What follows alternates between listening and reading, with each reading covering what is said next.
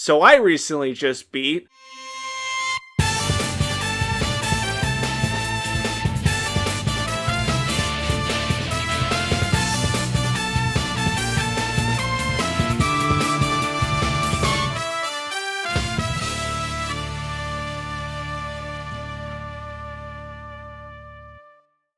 What else can I say? It's Devil Summoner Raidou. It's one of my favorite games in the SMT series, and it's one of my favorite games period. On paper, it's pulpy and silly fluff. A spiritual detective, his cat, and his gang of misfit friends must put a stop to sinister supernatural forces that not only threaten all of Japan, but the entire world. The story starts off simple enough, but it sets the tone perfectly. You, the player, finish your training and take on the mantle of Raidou Kuzunoha the 14th, Devil Summoner extraordinaire. But after arriving in Japan's capital, meeting the lazy and charismatic Detective Narumi, who becomes Raidou's boss, the two get a call from a young girl late at night, begging you to kill her to end a family curse. Before you're able to even ask what is going on, she is stolen away by near-invincible soldiers of red, which causes the momentarily small-time case to immediately bloom into a sweeping epic of national conspiracy, involving the undead, space travel, time-jumping, a Russian sorcerer, and even a battle against the gods themselves to save the world. Honestly, the game's tale is superbly told. There's never a moment I found myself not getting invested into the energetic and constantly moving adventure. Even better is that instead of constantly recapping the story and the dialogue like many other RPGs, after each chapter, you get enjoyably written recaps of the case by both Narumi and sometimes Goto, each taking their own spin on telling the previous events from the story. The cast of characters leans more towards the Persona side of things and less so the earlier mainline SMT games, with actual characters that develop and stick through the entire runtime, opposed to being mostly one-and-done characters that aren't all that memorable by comparison. And what a cast it is, with everyone being likable, interesting, and charming, and if not those, at the very least sympathetic and on some levels understandably tragic. Raidou himself may be a player self-insert, and while he isn't as expressive as some of the other protagonists throughout the series, he is still likable, interesting, and downright cool. Most of the time, Raidou is very reserved and to himself, but there are quite a few times where his sense of humor can show through if you so choose. Also, he never feels like a forced cool guy, as there are quite a few characters that he has to earn the respect of, after they first see him as simply a kid with a funny getup. Yeah, Raidou is a badass, but unlike other protagonists in the SMT series that everyone loves to hype up, I'm looking at you, Demi-Fiend, Raidou's Game Over shows that terrifyingly bad things happen to him if he fails. I love that from the very first scene, Goto shows that despite his blunt personality, he still holds a great deal of respect and care for Raidou and those who come into contact with the young summoner and the detective agency itself. Goto is exactly what you'd expect a human spirit of a wise warrior trapped into the body of a cat to be. Snarky, but loyal. Narumi is the classic slacker of a boss, but much like the rest of the game's characters, he is shown to be a much more layered character, filled with deep-seated regret and genuine respect, despite how snippy and sarcastic he can be with how he handles his work and relationships. The rest of the gang includes Tei, the headstrong but knowingly and admittedly way too overhead reporter, Satake, the smug yet surprisingly honorable and fatherly Yakuza leader, Victor, the mad scientist who aids Raidou with his demons, and quite a few other faces that'll show up along the way. Now you may be curious why I haven't mentioned Kea, the girl who kicks the whole story off, and that's because while I do like her, talking too much about her would give most things away, and it's better to keep quiet about her till the spoiler section. I do wish that she was in the game a bit more before she vanishes again, however, but I did still enjoy her character. Oh, and there is also Raidou without the U from a different timeline. He shows up for a bit, and while this revelation is neat, he isn't as touched upon as I wanted him to be. Still, thankfully, this isn't the last time we see him or some of the other, while still neat, underdeveloped characters in the Devil Summoner series. One of my favorite aspects of the game is the fact that demons themselves are full of life and character, and this is one of the most memorable parts of the game for me. Unlike most of all the other SMT media out there, the demons here are actually mostly friendly and helpful, if not at least willing to let humans exist outside the battles, of course. Another interesting and fun note is that quite a few of them either outright look up to and respect Raidou, or at least grow to. Yeah, there are some that view him as a punk human kid, but it was refreshing that many of the demons enjoyed Raidou's company or even had high thoughts of him, a refreshing change compared to how demons are constantly being assholes to humanity in the rest of the games. The main villain of the game is General Munakata. Well, sort of. Anyway, Munakata is a motivated, madness-driven, yet brilliant military general who wants to wipe out the weakness in the world to preserve what he sees fit. Naturally, his actions are the reason everything is going on, but for the big bad, or at least one of the main big bads, he is only in the game for a fraction of the runtime. He works as a villain though, even as some of the plot developments are expected. It's really fun that Rasputin is one of the antagonists, and isn't a straight-up villain, more so acting as a rival summoner to Raidou. My only real issue is that the game, when not treating him like a badass, makes him goofy, which isn't the issue itself, but more so the fact that he straight up murders a guy and after that is basically just forgiven. Although I do suppose that some of the plot developments explain why this isn't touched upon later, I still find it a bit odd. I do, however, enjoy how proud and humorous of a character he is. Also, the scenes where he tries to talk to Tay are darn funny. Naturally, there are some antagonistic demon forces, along with God themselves, later on. They all actually have unique personalities, which were highly enjoyable. From the bickering skeleton bros to the spirits safeguarding things you'll need, each were memorable. All I've heard from most people is that this game is clunky, and that couldn't be further from the truth. Sure, sometimes it's a bit jank for a couple of the mechanics, but the entire package plays extremely smoothly, and it's vastly entertaining. It's basically the first-person SMT dungeon crawler gameplay put into real time, and while yes, it is a bit limited, it works well for what it is. Take the OG gameplay of the previous entries in the series with demon fusion and negotiation, make it into an action RPG similar to the first Yakuza with random encounters, and combine that all with elements of pet raising sims, a good helping of actually smart and fun adventure game elements, and naturally the ever so slight feel of visual novels, and you get Devil Summoner Raidou. And it's just as great as it sounds. First and foremost, yes, combat is limited in the sense that you only get 3 sword moves and your pistol. Despite the limited moves Raidou has, it not only makes sense due to him being a human teenager, but it just works and is essentially the combat of the turn-based games in real time, which is very simplistic in nature. You get a basic 3-hit combo, which locks you into an animation, a thrust attack that has some trouble locking on sometimes, and a charged spin attack. You also get your revolver that can be reloaded into various types of ammunition, ranging from standard bullets to elemental laced rounds. Also, if you gain enough trust and levels with your demon, you either get a super elemental spin for your blade, or a power round to fire thanks to your demon. Sure, that may sound way too limited, but then you factor in each and every demon into combat, and while you can only have one demon out at a time, they all have their own strengths and unique gameplay styles, and it really spices up the gameplay. You can't fully control them when you're playing as Raidou, but you can give them commands that they follow really darn well for at least 90% of the time. There's a couple odd moments here and there, but they're so rare that it's not a big deal. Not only that, but anytime you might want to, and especially for some later puzzles, you even get to control the demons themselves, which is a very neat novelty, even if it does slow down combat quite a bit. Oh, and I should say, make sure to use the L1 button to bring your demon in close, as this helps protect them, especially during later tedious boss fights. Demons aren't just used as an extra combatant on your side or for mobile healing if you don't have any items. They can also solve puzzles using their unique abilities that you'll be using liberally throughout the game. Yeah, the game is heavily inspired by PC adventure games from the 90s and early thousands, but thankfully only in how creative the puzzles were, as these are thankfully rarely ever painful. As long as you're paying attention, you'll figure out the puzzles out pretty quickly. My favorite thing is that the game actually will basically tell you how to solve the puzzles if you're willing to focus on the game. For example, there's a moment in the game where you need to cross the water, but it's too dangerous to fly across with only your demon, so you need another way around. Well, if you're watching what demons you are fighting, you notice a healthy amount of them are ice demons, like Jack Frost. See what I mean? That's clever. Also, if you ever get stuck on where to go, Narumi will actually give you some help and advice if you talk to him, usually theorizing where things or people might be. It wasn't overbearing like other games blatantly telling you, being subtle and smart. Honestly, Raidou is so charming and quick with parts that would have failed in other games. I never minded elements like the maze that Rasputin makes in the factory. However, I will say that like in any other game, the ending boss rush here is complete garbage. The only good thing about the final labyrinth was the references to history and the original SMT games. Otherwise, it's the worst part of the game, and I wish it wasn't here. I was really happy that you get the analyzing skills at the start of the game, and as long as you keep experimenting with different types of damage, you will learn to know demons' weaknesses, which of course you need to know to recruit them. Although you should know you can't recruit demons on a full moon. Let's talk about fusion. It was fun here, just really simple. I actually didn't use it past the halfway mark due to Moshuvu becoming an absolute beast and nullifying the need for other demons. When you want to do anything involving demons, you can visit Victor, who will record your demon information to summon later for a cost, fuse demons, and later upgrade your sword by melding demons into it. However, to fully fuse demons, you need to have their trust high enough so that way you don't have to use the other option, which just isn't all that great. The trust system was alright, just very basic, like a lot of other things in the game. Use your demons for combat and missions, give them sake, and there you go! Their trust and respect in you will grow, which will cause them to cost less mag to summon, and they'll give you team-up attacks as well as become fusible when you're going to Victor. Mag was never an issue, neither was money, as long as you weren't just summoning your demons willy-nilly, and are actually participating in combat instead of just fleeing from it. I do love that you could have demons actually follow you around, and yes, you can literally have any of them follow you through the city. It can become quite silly when you have a demon car following you around taking up all the map. Also, don't use the healing fountains. They immediately jump up in price every time you use them, and it's wiser to just buy things from the store if you need them, since the prices go down the more you buy. Another small note is that if you're in a safe area that isn't the Dark Realm, you can open the field menu and transport back to the office for a small fee, and this will save you a lot of headaches against encounters if you don't have repulse water. Boss fights are naturally here at the end of each chapter, and usually, at worst, they just went on way too long. There was only truly one boss that I despised, and that was the brothers in the underground shipyard. Not because they were hard, but because due to the fact that the way the camera is laid out, it's hard to see if they would hit you or not, and they could stun lock you, which would for sure kill you if you didn't have a healing demon to aid you. Well, there are a host of demons you can have at your disposal, ranging from genuinely fun and helpful demons down to gimmicky demons that got a chuckle from me before never being used again. My biggest bit of advice for the game: once you get Moshuvu, you've set the game onto easy mode, as she will destroy everything in your path, and she also heals you. I recommend talking to everyone, not only because you can find minor side quests, but also because there are lots of fun conversations to be heard. Sometimes you'll get your hands on the seemingly useless foxtails, but trust me, it's really quite amusing to use it and see Goto's responses. Also, this is one of the few games that I generally don't hate the fixed camera angles in. Visually, the game does have the PS2 crust you'd expect, with no aliasing even when upscaled to 720p, but despite that, the game does look fantastic, with a traditional Japanese style melding with a roaring 20s aesthetic coming to life thanks to the wonderfully rendered environments. All the characters looked unique and were absolutely a treat to look at, their personalities told through how they looked, and all the demons were wonderful to behold. It's just a great looking game overall. Also, while I know it's technically a bad thing in terms of the story, Cursed Raidou looks really cool. Audio-wise, I have no complaints. Well, I do have one, but it's not the game's fault. It's once again shitty emulation on Sony's part. That being the fact that all of the cutscene audio is out of sync by several seconds. It doesn't ruin the game, but by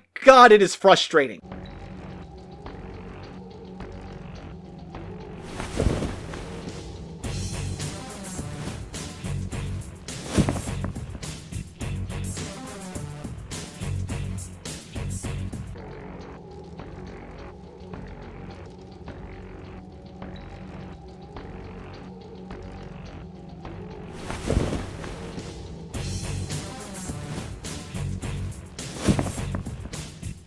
I know that people don't like the lack of voice acting, but I personally don't mind it, as it gives it an odd storybook feel that is timeless, and it lets the imagination of the player really give the characters more life. I love the music. Seriously, there isn't a single bad track on offer, and that is a big compliment coming from someone who really isn't the biggest fan of jazz. Each song was fitting, whether it be the metal-infused action battle theme,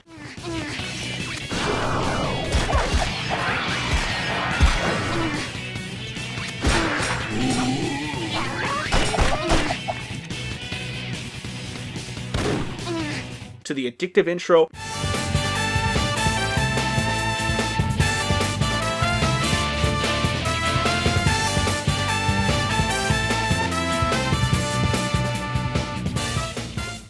right down to the amusing, bumbling music or the tragic songs to accompany the more somber scenes.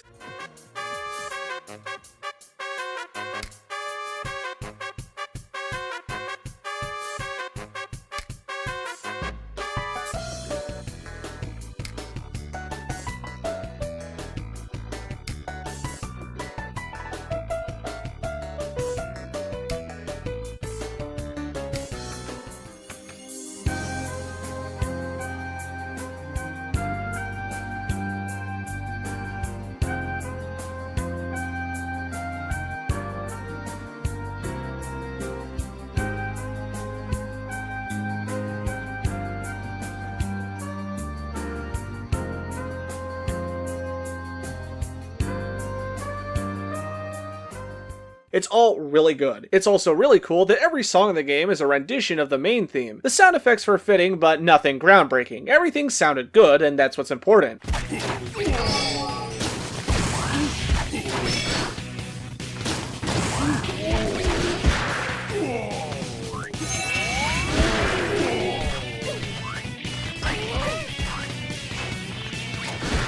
And the atmospheric sounds were all exceptional at bringing the mix of modern machines and nature to life.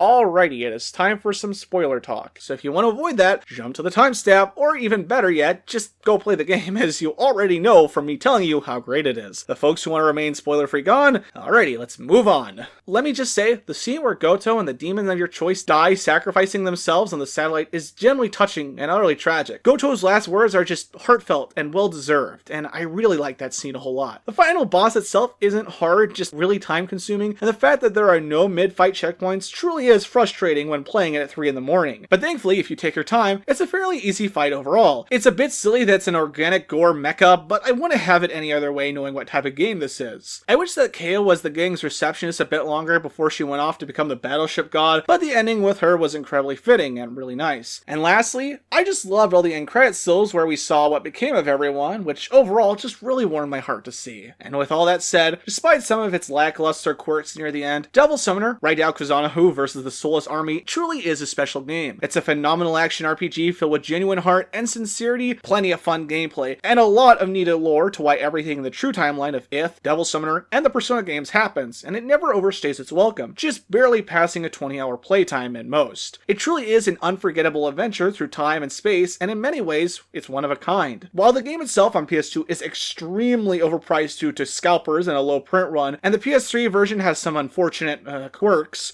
if you can, play it any way you are able to, and experience one of the best games in SMT history, and one of my personal favorites. As always, thank you all so much for watching. If you want to help support the channel, please consider sharing the video with a friend, or checking out my Patreon linked in the description below. I want to give a big thank you to not only the show's patrons, but also my great friend Orion Knight, for making the wonderful Punish neat that you'll see in both the thumbnail and occasionally in the videos, like right now. Their social media accounts will be linked in the description as well. If you have any comments, questions, or recommendations, leave them in the comments as I read and reply to everything. Until next time, this is Thierry Williamson signing off until the next video. See ya guys!